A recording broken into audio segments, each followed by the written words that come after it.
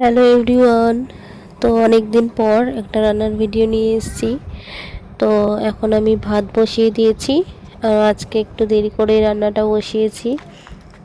তো আজকে হচ্ছে ফাল্গুন মাসের সংক্রান্তি, মানে আগামীকাল থেকে চৈত্র মাস পড়ে যাবে।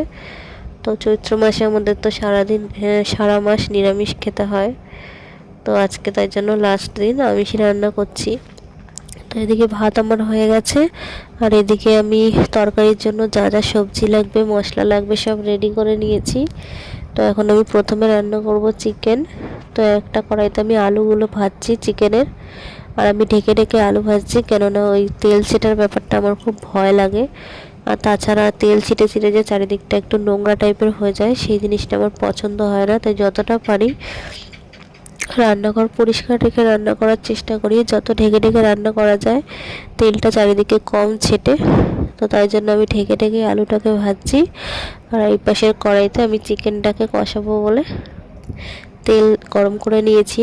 তো তারপরে তেজপাতা, শুকনো লঙ্কা আর গোটা গরম মশলা, জিরে ফোড়ন দিয়ে আমি যে পেঁয়াজগুলো কেটে রেখেছিলাম সেই পেঁয়াজগুলোকে একটু লাল লাল করে ভেজে নেব, তাই জন্য পেঁয়াজগুলো দিয়ে দিলাম।